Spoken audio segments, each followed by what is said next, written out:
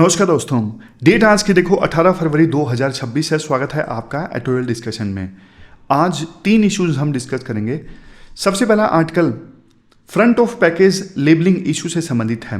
मतलब खाने के पैकेट के ऊपर वार्निंग होनी चाहिए जैसे सिगरेट के ऊपर होती है।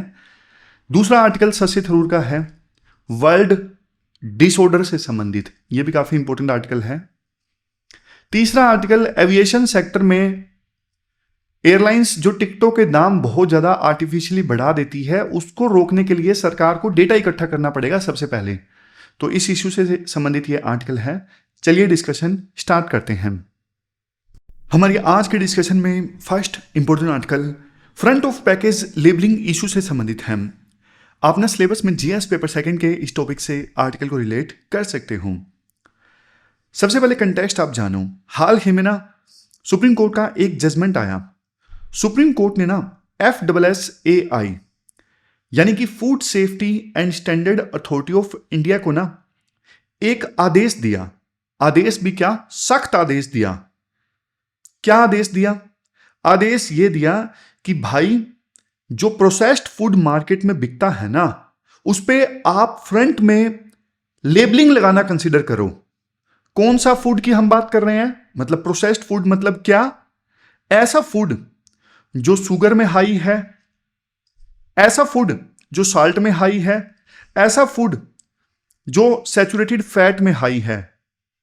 तो ऐसा जो प्रोसेस्ड फूड है ना, उस प्रोसेस्ड फूड के पैकेट के फ्रंट पे आप लेबल लगाना स्टार्ट करो। लेबल समझते हो आप? जैसे सिगरेट का पैकेट खरीदते हो ना, तो ऊपर लिखा होता है सिगरेट पीना स्वास्थ्य के लिए हानिकारक है, धूम्रपान करना स्वास्थ्य के लिए हानिकारक है, ये लिखा होता है ना। हालांकि देखो, जो एडिक्टेड लोग हैं वो तो सिगरेट पीते ही हैं, लेकिन बहुत से लोग हो सकता है कि अपना मन भी बदलते हों। ये सब देख के सिगरेट के पैकेट के ऊपर मुकेश की फोटो होती है जिसके मसूड़े गले होते हैं, सड़े होते हैं। तो बहुत से लोग हो सकता है कि वो फोटो देख के, वो वार्निंग देख के स्मोकिंग ना करते हों। तो अब देखो, सुप्रीम कोर्ट ने ये आदेश दिया है FSSAI को, आप भी सेम चीज कंसीडर करो और 4 हफ्ते के अंदर अंदर हमें रिस्पॉन्स दो कि आपने क्या कंसीडर किया। तो सुप्रीम कोर्ट की 2 जजेस की बेंच थी जिन्होंने यह फैसला दिया। एक जज थे GB पारदीवाला और दूसरे थे KV विश्वनाथन। ये बढ़िया बेंच है, ये अच्छे अच्छे फैसले देती है। अच्छा, एक चीज मैं आपको और बता दूं, सुप्रीम कोर्ट ने ना अपना ये जो ऑर्डर है जो FSSAI को दिया है, कौन से केस में दिया है ये भी आपको पता होना चाहिए। कौन से केस में दिया है? एक ना NGO है, NGO का नाम है 3S and our health society. बढ़िया NGO है 3S and our health society. इस NGO ने ना एक पिटीशन डाल दी और पिटीशन में ये बोला कि भाई कंज्यूमर्स को ना ये पता होना चाहिए कि वो क्या गंद खा रहे हैं, और ये उनके ना राइट टू हेल्थ का पार्ट है। समझ गए? जैसे देखो, संविधान का आर्टिकल 21 है, right to life. Right to life के अंदर आता है राइट टू हेल्थ। और देखो, कंज्यूमर मार्केट से खरीद के जो गंद खा रहे हैं, उन्हें कंज्यूमर्स को कम से कम पता तो होना चाहिए कि भाई हम क्या खा रहे हैं, ये उनके राइट टू हेल्थ का पार्ट है। ये NGO ने मांग की सुप्रीम कोर्ट में। अब देखो, थोड़ा सा आप ना बेसिक समझो। आपने एक टर्म सुनी होगी। टर्म क्या है? HFSS, मतलब कि हाई फैट शुगर सोल्ट। ये टर्म आपने सुनी होगी। देखो, जो प्रोसेस्ड फूड वाली इंडस्ट्री है ना, बहुत चालाक इंडस्ट्री है। वो क्या करते हैं? वो ना ब्लिस पॉइंट ढूंढते हैं। ब्लिस पॉइंट समझते हो? ब्लिस पॉइंट मतलब ऐसा पॉइंट जहां जिस पे ना नमक और चीनी जो है वो इस क्वांटिटी में डाली जाती है, परफेक्ट मिक्स करके डाली जाती है कि जो कोई भी उस प्रोडक्ट को खाएगा ना, वो बहुत उसे आनंदित महसूस होगा। मतलब वो कहते हैं ना, no one can eat just once, दोबारा खाने का मन करेगा उसको। तो इस कॉम्बिनेशन में ये प्रोसेस्ड फूड वाली इंडस्ट्री है ना, वो चीनी और नमक डालती हैं कि सामने वाले को ना मजा आ जाए, दिमाग जो है वो उनका एडिक्टिव बन जाए फिर से खाने के लिए। और देखो, पैकेट के पीछे ना छोटे छोटे अक्षरों में लिख दिया जाता है इंग्रेडिएंट्स क्या हैं। इंग्रेडिएंट्स शुगर ज्यादा होगा, नमक ज्यादा होगा, सैचुरेटेड फैट ज्यादा होगा। तो सुप्रीम कोर्ट ने बोला इन कंपनीज को, भाई तुम छुपाना इनको बंद करो, इनको फ्रंट पे लेके आओ। ये जो आप छोटा छोटा लिख देते हो ना पैकेट के पीछे, जो कंज्यूमर बेचारा पढ़ता भी नहीं है, नहीं, खाने वाला पैकेट है ना, आप फ्रंट में लिखो जो कुछ आप लिखना चाहते हो और बड़े बड़े अक्षरों में लिखो, ताकि जो कंज्यूमर्स हैं वो ना इन्फॉर्म डिसीजन ले सके कि भाई मुझे ये प्रोडक्ट खाना चाहिए या नहीं खाना चाहिए। और आप पूछोगे सर सब सुप्रीम कोर्ट को इतनी चिंता क्यों हो गई एकदम से? यार चिंता होना ना लाजमी है। क्यों लाजमी है? इंडिया में ना नॉन कम्युनिकेबल डिजीज की ना एक प्रकार से सुनामी आ गई है। नॉन कम्युनिकेबल डिजीज वो बीमारियां होती हैं जो एक दूसरे से फैलती नहीं है, जैसे डायबिटीज हो गई, जैसे हार्ट डिजीज हो गए, हाइपरटेंशन यानी हाई बीपी होगी। तो ये जो बीमारियां हैं ना, ये बहुत ज्यादा तेजी से फैल रही है हमारे देश में। एक स्टडी है ICMR, यहां पे होगी, एक सेकंड मैं आपको दिखाता हूं वो स्टडी। ये रही 2023 की ना ये स्टडी है, ICMR और INDIAB की। अब ये जो स्टडी है ना बहुत ज्यादा डरावना डेटा प्रेजेंट करती है। ये स्टडी कहती है हमारे देश में ना 101 मिलियन यानी देश की 11.4% पॉपुलेशन को ना डायबिटीज है, और 136 मिलियन जो पॉपुलेशन है ना वो प्री डायबिटीज का शिकार है। इसके अलावा 35.5% लोग हाइपरटेंशन का शिकार है यानी हाई बीपी का शिकार हैं, और 39.5% लोग पेट की चर्बी का शिकार हैं। पेट की चर्बी का शिकार, भाई खतरनाक है, मुझे भी कम करना पड़ेगा। फिर इसके बाद में कोर्ट ने कहा कि देखो यार ये जो सारी चीजें हैं ना, सोच के देखो ये अल्ट्रा प्रोसेस्ड फूड जो हैं किस प्रकार से आम लोगों को ना खतरे में डाल रहे हैं। जिम्मेदार कौन है? Processed food. और हमारी ब्यूरोक्रेसी कैसे काम करती है आप देखो, मतलब मुद्दा इतना सीरियस है और ब्यूरोक्रेसी का ढीला ढाला रवैया आप देखो। 2020 में ना FSSAI ने बोला कि हाँ हम रेगुलेशन बनाएंगे, चिंता मत करो। फिर आया 2025 यानी 5 साल बाद, सुप्रीम कोर्ट ने FSSAI को बोला कि भाई तुम कुछ नहीं कर रहे हो, हम तुम्हें आदेश दे रहे हैं, तुम एक्सपर्ट कमेटी बनाओ इस मुद्दे पे। और यह भी बोला सुप्रीम कोर्ट ने कि food safety and standard regulation 2020 को तुम अमेंड करो। FSSAI ने बदले में क्या किया? टाइम मांगा, सर जी हमें कंसल्ट करना है, हमें टाइम दे दो प्लीज। तो टाइम दे दिया सुप्रीम कोर्ट ने, लेकिन देखो 2025 की बात है, अब 2026 आ गया। अब फिर सुप्रीम कोर्ट ने पूछा कि भाई कहां है तुम्हारी रिपोर्ट? तो FSSAI ने रात भर जाग के 2-3 दिन पहले रिपोर्ट बना दी, और सुप्रीम कोर्ट ने रिपोर्ट देखी और बोला क्या कचरा असाइनमेंट बना के लाए हो तुम, वी आर अनहैप्पी। तो कोर्ट ने साफ साफ बोला कि भाई कोई पॉजिटिव रिजल्ट तुम्हारी साइड से हमें दिख नहीं रहा है, सब हवा बातें कर रहे हो, तुम हवा में बातें कर रहे हो और कुछ नहीं है। एक्चुअल में देखो रियल जो फाइट है ना वो मैं आपको बताता हूं, रियल फाइट आखिरकार है क्या। खाली पेज लेके बताता हूं, ये स्लाइड खाली आ जाए, ठीक है। रियल फाइट ना किस किस के बीच में है? एक तरफ है FSSAI और दूसरी तरफ है वो NGO 3S and our healthy society, वो जो NGO है ना, इन दोनों के बीच में फाइट है। अब FSSAI क्या कहता है कि जो प्रोसेस्ड फूड है ना उसके ऊपर ना हम रेटिंग सिस्टम स्टार्ट कर देते हैं।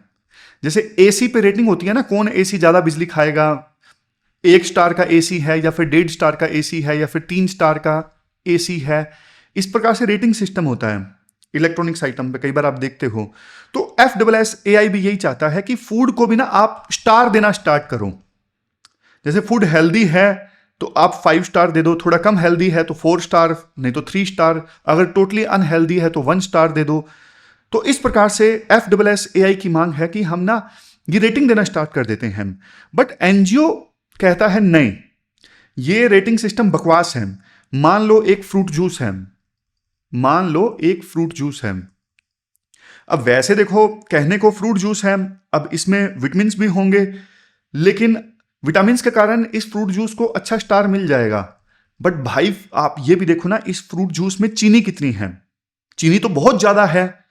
तो स्टार देख के कंज्यूमर सोचेगा अरे ये तो हेल्दी है, पी लेता हूं, लेकिन उसे ये नहीं पता ना कि वो कितना ज्यादा शुगर कंज्यूम कर रहा है। तो ये मिसलीडिंग है स्टार सिस्टम। तो एनजीओ ये कहता है कि हमें ना ग्लोबल स्टैंडर्ड्स अपनाने की आवश्यकता है। दुनिया भर में क्या होता है, दुनिया भर में ना वार्निंग के लेबल चलते हैं, वार्निंग के लेबल चलते हैं। जैसे इसका बेस्ट एग्जांपल है चिली, साउथ अमेरिका का एक देश है चिली। वहां पे ना अगर कोई फूड अनहेल्दी है ना, तो खाने के पैकेट के फ्रंट पे ना एक बड़ा सा ब्लैक लेबल लगा होगा, ब्लैक लेबल इस प्रकार से, और लिखा होगा हाई इन शुगर, कि शुगर में ये जो प्रोडक्ट है वो हाई है। सीधा साफ, कोई कंफ्यूजन नहीं। तो पिटिशनर ना यही सिस्टम इंडिया में चाहता है, जो कि देखो ग्लोबली एक्सेप्टेड है। और कोर्ट का इंटरवेंशन क्यों जरूरी है यहां पे, क्योंकि देखो सरकार ढल्ली है, सरकार कुछ करती नहीं है। सरकार इसलिए कुछ नहीं करती है क्योंकि ये जो अल्ट्रा प्रोसेस्ड फूड होता है ना, अल्ट्रा प्रोसेस्ड फूड, इस अल्ट्रा प्रोसेस्ड फूड की कंपनीज वाले जो है ना बहुत ताकतवर हैं, वो लोबिंग करते हैं, वो सरकार में बैठे लोगों को पैसा खिलाते हैं कि हमारे खिलाफ कुछ मत होने देना। तो FSSAI का काम तो बल्कि हेल्दी फूड इंश्योर करना है, वो बल्कि इन कंपनीज को प्रोटेक्ट करने की कोशिश कर रहा है। ये तो उल्टा हो गया, समझे। तो ये लोबिंग करते हैं अल्ट्रा प्रोसेस्ड फूड वाली कंपनीज, और कोई डिसीजन होने नहीं देते, इसलिए कोर्ट को इंटरवेंशन करना पड़ा। देखो कई मामलों में तो कोर्ट बहुत बढ़िया है, माना कि कोर्ट में भी बहुत दिक्कतें हैं, जजेस की अपॉइंटमेंट अच्छे से नहीं होती है और करप्शन भी काफ़ी ज़्यादा है, लेकिन बावजूद इसके कई फैसले तो मुझे बहुत मज़ा आता है पढ़ने में भी और बताने में भी। जैसे वो वाला मेंस्ट्रुएशन वाला आर्टिकल हमने डिस्कस किया था, वो भी राइट टू हेल्थ का पार्ट है, कितना बढ़िया जजमेंट था। और इस मामले में भी सुप्रीम कोर्ट सख्त है। ये काम सरकार के हैं, सरकार करती नहीं काम, तो कोर्ट को आना पड़ता है ना। तो फिर देखो इसके बाद में ना कोर्ट ने एक बात ये बोली कि इलाज से बेहतर ना हमेशा परहेज होता है, prevention is always better than cure. अगर पैकेट पे वार्निंग होगी तो लोग खरीदने से पहले सोचेंगे, तो फिर हम डेथ्स जो है रोक सकते हैं। देखो फूड इंडस्ट्री है ना, टेस्ट बेच रही है, लेकिन बदले में हेल्थ हमसे ले रही है। तो इस कंटेक्स्ट में ना जो इंफॉर्मेशन है वो कंज्यूमर का हथियार है। अगर लेबलिंग अच्छे से होगी तो फिर देखो हमें एटलीस्ट पता तो होना चाहिए हमें कि हम हमारा नुकसान करने जा रहे हैं।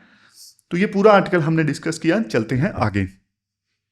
इसके बाद नेक्स्ट आर्टिकल है new world disorder from rules to might. Shashi Tharoor का ये आर्टिकल है। आजकल शशि थरूर बहुत एक्टिव हैं, अलग अलग न्यूज़पेपर्स में आर्टिकल लिख रहे हैं, इंडियन एक्सप्रेस में भी आ रहे हैं, द हिंदू में भी आ रहे हैं, ट्रिब्यून में, न्यू इंडियन एक्सप्रेस में, पता नहीं जहां मैं जिस न्यूज़पेपर को पढ़ता हूं वहां शशि थरूर का आर्टिकल मिल जाता है। चलो बढ़िया है, अच्छा लिखते हैं, बहुत बढ़िया लिखते हैं। तो फिर देखो शुरुआत में ना शशि थरूर एक बात बोलते हैं, आप सोच के देखो, एक शहर है जहां पर देखो कोई पुलिस नहीं है, कोई ट्रैफिक लाइट नहीं है, जिसके पास बड़ी गाड़ी है, बस रोड उसकी। क्या आप ऐसे शहर में रहना पसंद करोगे? नहीं पसंद करोगे, क्योंकि ये तो वही बात हो गई, जिसकी लाठी उसी की भैंस, जिसके पास में पावर उसी का रूल चल रहा है। लेकिन देखो आज के समय में ना वर्ल्ड में कुछ कुछ ऐसा ही हो रहा है। आप ना थोड़ा सा पहले इतिहास में चलो, ईयर था 1945 का, वर्ल्ड वार देखो अभी अभी खत्म हुआ था, और वर्ल्ड वार सेकंड के कारण ना यूरोप पूरी तरह से तबाह हो गया था।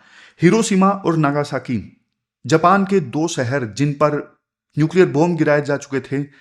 कुल मिला के दुनिया ने ना उस समय नरक देखा था।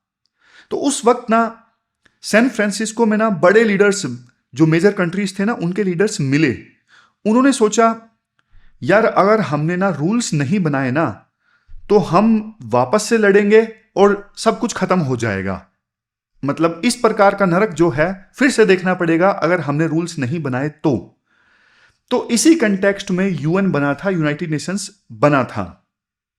यहां पे आप एक नाम याद रखना, यूनाइटेड स्टेट्स के प्रेसिडेंट थे उस समय हैरी एस ट्रूमैन।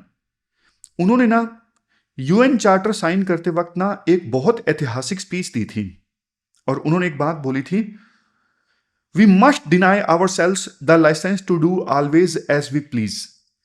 क्या मतलब था इस लाइन का? मतलब देखो ये था, उन्होंने ये बात बोली थी, भले ही देखो हम यूएस से हैं, भले ही हम पावरफुल हैं, लेकिन हम अपनी मनमानी नहीं कर सकते।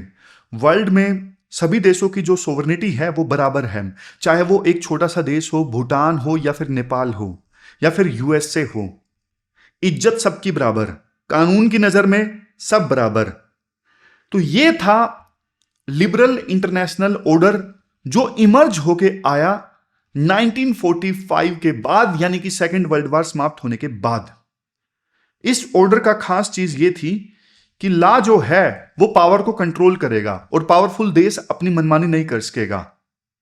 यानी वर्ल्ड में माइट इज राइट वाला चीज नहीं चलेगी, जिसकी लाठी उसी की भैंस वाली चीज नहीं चलेगी। अब आप थोड़ा सा आगे आओ, ये बताओ आज के समय में क्या हो रहा है। आज के समय में आप देखो, यूएसए ने वेनेजुएला के राष्ट्रपति को उठवा लिया, रशिया ने यूक्रेन के ऊपर हमला कर दिया। मतलब पुराना जो ऑर्डर था ना, अब टूट रहा है। राइटर एक बहुत बढ़िया बात बोलते हैं, शशि थरूर ने एक बहुत बढ़िया बात बोलते हैं। वो कहते हैं देखो, पहले भी ना जो पावरफुल कंट्रीज थे ना वो रूल्स तोड़ते थे। जैसे यूएसए ने ना इराक पे हमला कर दिया, यूएसए ने इराक पे हमला कर दिया, रशिया ने हंगरी में हमला कर दिया। लेकिन एक फर्क था, रूल्स तो पहले भी पावरफुल कंट्रीज तोड़ते थे, लेकिन एक फर्क था, पहले ना कम से कम वो हिपोक्रेसी तो शो करते थे ना। मतलब वो दिखावा तो करते थे ना, झूठ बोलते थे कि हम जो कुछ कर रहे हैं वो डेमोक्रेसी के लिए कर रहे हैं। कम से कम वो रूल्स की इज्जत करते थे, भले ही कोई बहाना मार लेते थे रूल्स को तोड़ने के लिए। लेकिन आज क्या हो रहा है, आज हिपोक्रेसी ना पूरी तरह से खत्म हो गई है। आज इनडिफरेंस स्टार्ट हो गया है पावरफुल देशों का। आज तो वो वाली भावना उनके अंदर आ गई है कि हम तो ये करेंगे, उखाड़ लो जो तुम्हें उखाड़ना है, हम नहीं मानते रूल्स को। अब तो पावरफुल कंट्रीज सीधा सीधा ये बोलने लगी हैं, उन्होंने हिपोक्रेसी भी छोड़ दी है। समझ गए आप? डोनाल्ड ट्रंप की फॉरेन पॉलिसी देखिए। ट्रंप कहते हैं इटली में ना ट्रैफिक लाइट होती है, लेकिन इटली में ना ट्रैफिक लाइट ना सिर्फ सजेस्टिव है, कोई कंपलसरी नहीं है व्हीकल्स के लिए ट्रैफिक लाइट पे रुकना। सजेस्टिव है कि भाई आपकी मर्जी है, रुकना हो तो रुको, नहीं तो चले जाओ, कोई बात नहीं। ठीक वैसे ही आज के समय में ना पावरफुल कंट्रीज के लिए ना जो रूल्स हैं, इंटरनेशनल रूल्स हैं, वो सिर्फ सजेस्टिव हो गए हैं। मन किया तो मान लिया, ना मन किया तो ना माना। लेकिन ये देखो बहुत खतरनाक है। मतलब अब खुलेआम माइट इज राइट हो गया है, खुलेआम जिसकी लाठी उसी की भैंस वाली सिचुएशन हो गई है, और कोई हिपोक्रेसी नहीं। खुलेआम यूएसए जैसे देश बोलते हैं कि हम तो यही करेंगे भाई, उखाड़ लो जो तुम्हें उखाड़ना हो। अब उन्हें शर्म भी खत्म हो गई है। पहले तो कम से कम वो बहाना बना लेते थे कि हम जो कुछ कर रहे हैं डेमोक्रेसी को बचाने के लिए कर रहे हैं, लेकिन अब नहीं, अब असली नकाब जो है वो सामने आ गया है। अब राइटर बोलते हैं सोच के देखो, जब देखो घर का मुखिया ही ये करेगा, रूल्स तोड़ेगा, तो बाकी मेंबर्स क्या करेंगे। यूएस तो वो देश था ना जो बरसों से ऑर्डर के हक में रहा है। हाँ, ग्लोबल ऑर्डर रहना चाहिए, वर्ल्ड में स्टेबिलिटी रहनी चाहिए, इस चीज का पक्षधर यूएसए रहा है। एक प्रकार से ग्लोबल पुलिसमैन की भूमिका निभाई है यूएस ने। लेकिन अब वो खुद ही ऐसा कर रहा है। अब यूएसए ऐसा कर रहा है तो बीजिंग क्यों रुकेगा? चाइना भी बोलेगा अरे भाई अमेरिका ऐसा कर सकता है तो हम ताइवान को क्यों ना हड़पें। रशिया भी बोलेगा कि हमने तो यूक्रेन पे जो वार किया है वो बिल्कुल सही है, यूक्रेन तो हमारा ही पार्ट है। इवन हमारा देश जो है वो भी रुकेगा, वो भी सोचेगा कि यार छोटे जो पड़ोसी देश हैं उनकी बात हम क्यों सुने, उनके नखरे हम क्यों उठाएं। तो इस प्रकार से ना जो ग्लोबल नॉर्म्स है ना उनका तो इरोजन हो गया ना। पहले डर था थर्ड वर्ल्ड वॉर का, और थर्ड वर्ल्ड वॉर का डर ना एक स्टेबलाइजर था। बड़े देश इसलिए नहीं लड़ते थे क्योंकि उनको यह डर था कि हमारे लड़ने से ना थर्ड वर्ल्ड वॉर स्टार्ट हो जाएगा, जो कि हम नहीं चाहते। लेकिन अब देखो थर्ड वर्ल्ड वॉर का डर नहीं है, लेकिन छोटे छोटे बहुत सारे दूसरे वार्स का डर है। छोटे छोटे वार स्टार्ट होंगे, समझ गए? मतलब वर्ल्ड वॉर शायद ना हो, लेकिन प्लोरिफरेशन ऑफ स्मॉल वार्स होगा। छोटे छोटे युद्ध, छोटी छोटी लड़ाइयां हर जगह होंगी, मिडिल ईस्ट में, यूरोप में, हर जगह। और जो ग्लोबल पीस है वो धीरे धीरे खत्म हो जाएगी। फिर इसके बाद ना राइटर एक टर्म यूज करते हैं मल्टीलेटरलिज्म। मल्टीलेटरलिज्म क्या होता है? मल्टीलेटरलिज्म का मतलब होता है जब देखो बहुत सारे देश मिल के काम करते हैं ना किसी कॉमन ऑब्जेक्टिव के लिए, उसे मल्टीलेटरलिज्म कहते हैं। जैसे WHO है, WTO है, यूनेस्को है, ये सब एग्जाम्पल्स हैं मल्टीलेटरलिज्म के। लेकिन आज का ट्रेंड क्या है? आज का ट्रेंड है यूनिलेटरलिज्म। देश, सारे देश ये कह रहे हैं मैं अकेला चलूंगा। आप देखो, यूएसए ने WHO से विड्रॉ कर लिया, आर्म्स कंट्रोल करने की जो ट्रीटीज हैं वो तोड़ दी। लेकिन दोस्तों प्रॉब्लम ये है कि जो वर्ल्ड की आज के समय में बड़ी प्रॉब्लम्स है ना, वो एक देश के बूते की बात नहीं है। आज ना ऐसी प्रॉब्लम से वर्ल्ड घिरा हुआ है जो ना सभी देश मिलकर ही सोल्व कर सकते हैं। जैसे पेंडेमिक्स हो गई, महामारी आई तो क्या एक देश सोल्व कर सकता है? नहीं। वायरस देखो वीजा लेके नहीं आता। क्लाइमेट चेंज, इंडिया का पोल्यूशन यूएस जाएगा और यूएस का कार्बन हमें डुबोएगा, ये सिचुएशन है। साइबर थ्रेट, हैकर कहीं भी बैठा हो सकता है और दूसरे देश के सिस्टम को नुकसान पहुंचा सकता है। तो कहने का मतलब ये है, कोफी अन्नान ने एक बात बोली थी, ये जो प्रॉब्लम्स है ना आज के समय में, ये प्रॉब्लम विदाउट पासपोर्ट्स हैं। ये किसी एक देश की प्रॉब्लम नहीं है, ये प्रॉब्लम्स एक देश से दूसरे देश में जाती हैं बिना पासपोर्ट के, बिना वीजा के। और इन प्रॉब्लम्स को कोई एक देश सोल्व नहीं कर सकता। लेकिन देखो, जब यूएसए पीछे हटता है ना, तो एक वैक्यूम क्रिएट होता है, जगह खाली होती है, और उस जगह को भर सकता है कौन? चाइना। समझ गए? यूएसए पीछे हट रहा है, चाइना जो है वो यूएसए का स्पेस ले रहा है, और चाइना ना अपनी मनमानी से रूल्स चेंज भी कर रहा है। तो इस वजह से वर्ल्ड का जो गवर्नेंस है ना, अब टुकड़ों में बट गया है। यूएसए पीछे हट रहा है, चाइना यूएसए का स्पेस ले रहा है, अपने हिसाब से रूल्स चेंज कर रहा है, कहीं कहीं दोनों में से कोई भी हावी नहीं है। तो मतलब वर्ल्ड का जो गवर्नेंस है ना, ग्लोबल गवर्नेंस है ना, अब फ्रेगमेंटेड हो गया है, टूट चुका है, बट चुका है।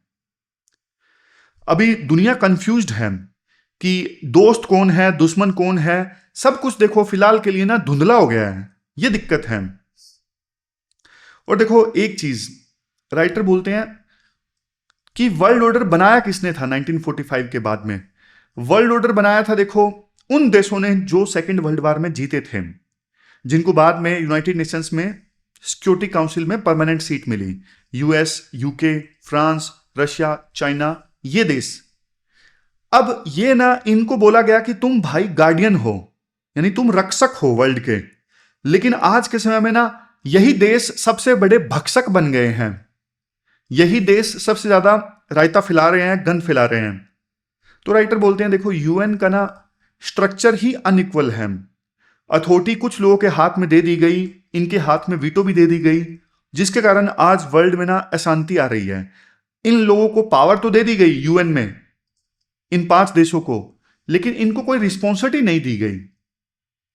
तो पावर बिना रिस्पॉन्सिबिलिटी के बहुत ज्यादा खतरनाक हो जाती है, और वही आज के समय में हो रहा है। जब देखो ये पावरफुल देश खुद रूल्स तोड़ते हैं ना, तो सिस्टम की जो लेजिटिमेसी है, सिस्टम की जो इज्जत है, यूएन की जो इज्जत है, वही खत्म हो जाती है। समझ गए? अब क्या हो रहा है आप देखो, आज के समय में जो ट्रेड है वो तो हथियार बन गया है। यूएसए, चाइना, ये ट्रेड को ना एक वेपन के तौर पे इस्तेमाल कर रहे हैं। और जो ह्यूमन राइट्स हैं, ह्यूमन राइट्स तो सिर्फ राजनीति बन के रह गए हैं। ह्यूमन राइट्स के नाम पे सिर्फ पॉलिटिक्स होती है। और इंटरनेशनल कोर्ट जैसे आईसीसी है, इंटरनेशनल कोर्ट ऑफ जस्टिस है, बड़े देश इन कोर्ट्स को तो मानते ही नहीं है। तो शशि थरूर देखो ये बोलते हैं, पीस ना सिर्फ रूल से नहीं आ सकती, इसके लिए अच्छी नीयत होना जरूरी है, जो कि अब इन देशों में गायब है। अच्छी नीयत नहीं है। अब सवाल लास्ट में ये आता है, क्या ये जो ऑर्डर है अब डेड हो चुका है, मर चुका है ये ऑर्डर? शशि थरूर कहते हैं नहीं, अभी ना जो सिस्टम है ये यूएन वाला पुराना वर्ल्ड ऑर्डर जो है वो लंगड़ा रहा है, पूरी तरह से टूटा नहीं है जिंदा, लेकिन अभी लंगड़ा रहा है। क्यों जिंदा है? क्योंकि मिडिल पावर्स चाहते हैं ये यूएन वाला सिस्टम बना रहे। मिडिल पावर्स जैसे इंडिया है, यूरोप है, ब्राजील है, साउथ अफ्रीका है, इनको इस सिस्टम की जरूरत है। क्योंकि देखो मान लो जंगल राज आ गया, जिसकी लाठी उसी की भैंस वाली सिचुएशन आ गई, तो देखो शेर तो बच जाएगा। यूएसए, चाइना जैसे देश ये तो बच जाएंगे, ये तो शेर हैं। लेकिन हमारे जैसे देश जो हिरन हैं, उनका क्या होगा? समझ गए? हमें चाहिए रूल्स, जंगल में हमें रूल्स चाहिए। अदरवाइज देखो कुछ जो शेर हैं वो रूथलेस होके सबको खा जाएंगे। ऐसा ऑर्डर हमें नहीं चाहिए। लास्ट में एक बात बोलते हैं कंक्लूजन में राइटर, देखो यूएन ना इसलिए नहीं बनाया गया था कि मानवता को स्वर्ग में ले जाया जाए, नहीं, यूएन इसलिए बनाया गया था ताकि मानवता को नरक में जाने से रोका जा सके। तो यूएन को अभी वही काम करना चाहिए। अभी ना हम इंटररेगनम में हैं, इंटररेगनम में हैं अभी हम, मतलब कि पुराना सिस्टम जो है वो मर रहा है, नया सिस्टम अभी पैदा हुआ नहीं है, बीच का समय है।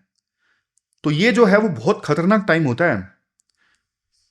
पॉलिटिकल साइंस में ना एक थिंकर पढ़ते हैं हम, ग्रैम्स्की ने एक बात बोली थी कि ये जो समय होता है ना कि पुराना सिस्टम अभी मर रहा है, नया सिस्टम आया नहीं है, ऐसी सिचुएशन में ना मॉन्स्टर पैदा होते हैं हिटलर जैसे। तो अभी ना वर्ल्ड को थोड़ा संभल के चलना चाहिए कि पुराने सिस्टम को रिप्लेस कौन करेगा। क्या चाइना का सिस्टम आएगा? क्या दुनिया जो है ब्लॉक्स में बट जाएगी जैसा कोल्ड वार में हुआ था? या फिर देखो टोटल एनार्की आएगी, अराजकता आएगी कि जिसकी लाठी उसी की भैंस वाला सिस्टम आएगा? क्या आएगा अभी कुछ पता नहीं है। और खतरा ये नहीं है कि देखो ये सिस्टम जो है पुराने वाला सिस्टम एक रात में गिर जाएगा। खतरा ये है कि सिस्टम जो है ना धीरे धीरे सड़ेगा, जहां ला पावर को कंट्रोल नहीं करेगा, बल्कि देखो पावर जो है ला को कंट्रोल करेगी। तो जो आने वाली जनरेशन्स है ना उसे ये इंश्योर करना पड़ेगा कि दुनिया ना वहां ना पहुंचे जहां पे वो वाली सिचुएशन हो, there is only one rule in the world, there is no rules. समझ गए? सिर्फ एक रूल है वर्ल्ड में कि कोई रूल नहीं है, वो वाली सिचुएशन नहीं होनी चाहिए। तो ये पूरा आर्टिकल हमने डिस्कस किया, चलते हैं आगे। इसके बाद नेक्स्ट आर्टिकल देखो, एविएशन सेक्टर में ना प्राइस रेगुलेशन से संबंधित है। आप ना सिलेबस में जीएस पेपर 3 के इस टॉपिक से आर्टिकल को रिलेट कर सकते हो। देखो आपको ना दिसंबर की बात याद होगी, पिछले साल दिसंबर में क्या हुआ था। इंडिगो जो हमारे देश की सबसे बड़ी एयरलाइन है ना, इनके साथ क्राइसिस हुआ था। फ्लाइट्स बहुत सारी कैंसिल हो गई थी, ऑपरेशन सारे बिगड़ गए थे और मार्केट में टिकट की ना बहुत किल्लत हो गई थी। तो इकोनॉमिक्स में आपको पता है सिंपल क्या होता है, इकोनॉमिक्स में होता है अगर मान लो डिमांड ज़्यादा है सप्लाई कम है तो रेट जो है उस चीज़ के बहुत ज़्यादा बढ़ जाते हैं। तो टिकटों के रेट बहुत ज़्यादा बढ़ गए थे। राइटर बोलते हैं लेकिन देखो टिकटों के रेट बढ़ना तो एक्सपेक्टेड था, लेकिन टिकटों के रेट ना बहुत ही ज़्यादा बढ़ गए थे, बहुत ही ज़्यादा। तो जनता चिल्लाई कि भाई 80-80 हज़ार की एक टिकट मिल रही है। तो उस समय फिर सरकार जागी। सरकार हमेशा बाद में जागती है, आपको पता है। सरकार ने क्या किया, क्राइसिस होने के बाद में ना सरकार ने प्राइस कैप लगाया। प्राइस कैप मतलब डीजीसीए ने ना एयरलाइन से ये बोला कि आप ना डेटा दिखाओ। तो एयरलाइंस ने ना 1 से लेके 15 दिसंबर के बीच का जो डेटा है वो डीजीसीए को दिया। तो चेक किया डीजीसीए ने कि मार्केट को कहीं अब्यूज तो नहीं किया जा रहा है, मतलब जानबूझ के इतनी ज़्यादा टिकट के जो प्राइस हैं वो तो नहीं बढ़ाए हैं ताकि लोगों की मजबूरी का फायदा उठाया जा सके। राइटर बोलती हैं देखो सरकार ने जब ऐसा किया ना, 1 से 15 दिसंबर के बीच का डेटा मांगा, तो सरकार को समझ में ही नहीं आएगा कि एयरलाइन मार्केट को अब्यूज कर रही है या फिर नेचुरली रेट बढ़ गए हैं थोड़ी सी डिमांड के कारण। क्योंकि सरकार के पास में पिछला डेटा नहीं है ना, तो सरकार कंपेयर किससे करेगी सरकार। तो यही राइटर का आज मेन पॉइंट है। मेन पॉइंट ये है कि इंडिया ना दुनिया का 3rd लार्जेस्ट एविएशन मार्केट है। इतना बड़ा जो मार्केट है वो बिना डेटा के चल रहा है, हमारे पास डेटा ही नहीं है। समझ गए? अभी सरकार क्या करती है, अभी सरकार ना सिर्फ वॉल्यूम्स ट्रैक करती है। हाँ भाई कितने लोगों ने यात्रा की, सिर्फ ये वॉल्यूम्स सरकार ट्रैक करती है। लेकिन सरकार ये नहीं ट्रैक करती कि भाई टिकटों के प्राइस कितने थे, जिन लोगों ने यात्रा की उन्होंने कितना पैसा देके यात्रा की, ये रेगुलरली चेक ही नहीं होता है। आप ना एक एग्जांपल से समझो। मान लो एक स्कूल टीचर है। स्कूल टीचर कौन है? DGCA, ये स्कूल टीचर है। अब ये स्कूल टीचर बस ये नोट करता है कि राजू स्कूल आया या नहीं आया, लेकिन स्कूल टीचर ये नहीं चेक करता कि राजू ने पढ़ाई की या फिर मस्ती की। अब जब देखो रिजल्ट खराब आता है, यानी क्राइसिस आते हैं, तो देखो स्कूल टीचर ना राजू को डांटता है, लेकिन आप बताओ क्या राजू कभी सुधरेगा ऐसे? नहीं, क्योंकि हमने ना राजू की डेली परफॉर्मेंस देखी ही नहीं। तो बिना पुराने डेटा के आप ये फर्क नहीं महसूस कर सकते कि जो प्राइस बढ़े हैं टिकटों के, क्या वो जेन्युइनली बढ़े हैं डिमांड के कारण, या फिर कंपनीज ने इतने ज्यादा बढ़ा दिए हैं जानबूझ के कि वो लूट रही हैं। समझ गए? तो यहां पे ना यूएसए का एक मॉडल दिया जाता है राइटर के द्वारा। वहां पे ना एक संस्थान है जिसका नाम है BTS, यानी ब्यूरो ऑफ ट्रांसपोर्टेशन स्टैटिस्टिक्स। उनके पास में ना एक किताब है जिसका नाम है DB1B डेटाबेस। समझ गए? ये यूएसए वाले क्या करते हैं, हर क्वार्टर में जो टिकट्स बिकी है ना उनका 10% सैंपल उठाते हैं। हर क्वार्टर में जो भी इनकी टिकट्स बिकी हैं उनका 10% सैंपल उठाते हैं, और वो सैंपल ना रैंडम होता है। ये सिर्फ गिनती नहीं करते कितने यात्री गए, ये उन 10% टिकट्स की ना पूरी कुंडली निकालते हैं। टिकट कितने की थी, रूट कौन सा था, एयरलाइन कौन सी थी। तो 1995 से ना उनके पास ये डेटा है। इसे कहते हैं डिजिटल ट्रेल। इतना गहराई से उनके पास में डेटा है। जो भी टिकट बिकी 10% वो सैंपल रैंडम सैंपल लेते हैं। अब मैं आपको एक और एग्जांपल देता हूं। देखो मान लो एक पिज्जा की दुकान है। अब यूएस का ना इंस्पेक्टर हर 10 में से एक बिल चेक करता है, और दुकानदार को पता है कि चेकिंग कभी भी हो सकती है, तो वो कभी गड़बड़ नहीं करेगा। समझ गए? लेकिन इंडिया का जो इंस्पेक्टर है ना वो खाली डब्बे गिनता है और कुछ नहीं गिनता है। ये वो वाली बात हो गई। मतलब इंडिया में एयरलाइंस को डर ही नहीं है ना, डेटरेंस ही नहीं है, क्योंकि उसे पता है कोई देख ही नहीं रहा है। सरकार तो सिर्फ ये गिन रही है कि कितनी टिकटें बिकी, और सरकार कुछ नहीं देख रही है। तो उनका डर ही नहीं है कि हाँ हम मार्केट को अब्यूज करके टिकटों के रेट बहुत ज्यादा ना बढ़ाएं। अरे यार सिंपल सी बात है, हाईवे पर स्पीड कैमरा क्यों लगता है? सिर्फ चालान काटने के लिए नहीं लगता है। वो स्पीड कैमरे का एक मकसद ये भी होता है कि इस कैमरे को देख के ड्राइवर लोग डर जाएं और खुद अपनी स्पीड मेंटेन करें, और इसे बोलते हैं सेल्फ रेगुलेशन। अगर एयरलाइंस को ये पता हो कि DGCA सब कुछ देख रहा है गहराई से, तो फिर वो भी सुधरेंगी। समझ गए? अगर यूएसए की तरह हम भी ऐसा डेटा इकट्ठा करें ना, सिर्फ 10% हम भी सैंपलिंग कर लें जितनी टिकटें बिके, तो उसके कितने फायदे होंगे सोच के देखो। अब हमारे देश में ना कई रूट्स ना मोनोपोली वाले रूट्स हैं। जैसे मान लो दिल्ली से पटना, जैसे सिर्फ इंडिगो की एयरलाइंस वहां पे अपने प्लेन उड़ाती है, दिल्ली टू पटना रूट पे उनकी मोनोपोली है। या फिर दिल्ली से दरभंगा मान लो, सिर्फ एक फ्लाइट जाती है वो स्पाइस जेट की। तो क्या वो मनमाने दाम वसूल रही है, या फिर जो उनके दाम है वो जायज हैं? डेटा होगा तभी तो पता लगेगा ना। समझ गए? इसके अलावा जैसे ही मान लो कोई एयरलाइन बंद हुई, गो फर्स्ट बंद हो गई, तो बाकियों ने प्राइस बढ़ाए, कितने बढ़ाए, क्या जो प्राइस बाकियों ने बढ़ाए क्या वो फेयर था? डेटा से हमें सब पता लग जाएगा कि जो ये एयरलाइंस हैं ये अपनी मार्केट पावर का गलत फायदा तो नहीं उठा रही हैं कहीं। फिर डिमांड स्पाइक्स का भी हमें पता लग जाएगा। डिमांड स्पाइक्स जैसे दिवाली पे देखो प्राइसेस बढ़ते हैं, नॉर्मल है, लेकिन क्या एयरलाइन जानबूझकर एल्गोरिथम से प्राइस मैनिपुलेट करवा रही हैं? प्राइस जो बढ़े हैं वो जेन्युइन हाइक है या फिर आर्टिफिशियल हाइक है, ये हमें पता लग जाएगा डेटा की सहायता से। और एयरलाइंस इस चीज को ना नो बोलेंगी। एयरलाइंस बोलेंगे नहीं हम डेटा नहीं देंगे, हमारा पूरा रेवेन्यू मैनेजमेंट एल्गोरिथम हमारी कॉम्पिटिटर के हाथ में लग जाएगा। तो सरकार को उन्हें बोलना चाहिए भाई हमें सिर्फ 10% सैंपल चाहिए, इससे ज्यादा हमें नहीं चाहिए। आप हमें पूरा डेटा मत दो, सिर्फ 10% दो। लास्ट में कंक्लूजन में राइटर बोलते हैं हम ना अभी अंधेरे में तीर चला रहे हैं। DGCA एड होक अप्रोच अपनाती है, जब भी कुछ हो जाता है तो फिर DGCA रिएक्ट करती है, लेकिन हमें ना डेटा फर्स्ट वाली जो अप्रोच है वो अपनानी पड़ेगी। तो ये पूरा आर्टिकल हमने डिस्कस किया। लास्ट में क्वेश्चन देख लेते हैं जो आपको अटेम्प्ट करना है। ये क्वेश्चन देखो आपको अटेम्प्ट करना है 250 वर्ड्स में, 15 मार्क्स का ये क्वेश्चन है। ससे थरूर का जो आर्टिकल हमने डिस्कस किया था ना वर्ल्ड डिसऑर्डर से संबंधित, तो उस पर ये क्वेश्चन है जो आपको अटेम्प्ट करना है। तो ये थी हमारी आज की डिस्कशन। कल मिलते हैं फिर से एक नई डिस्कशन के साथ। तब तक आप अपना ध्यान रखिए, अच्छे से पढ़िए। Thank you very much for discussion.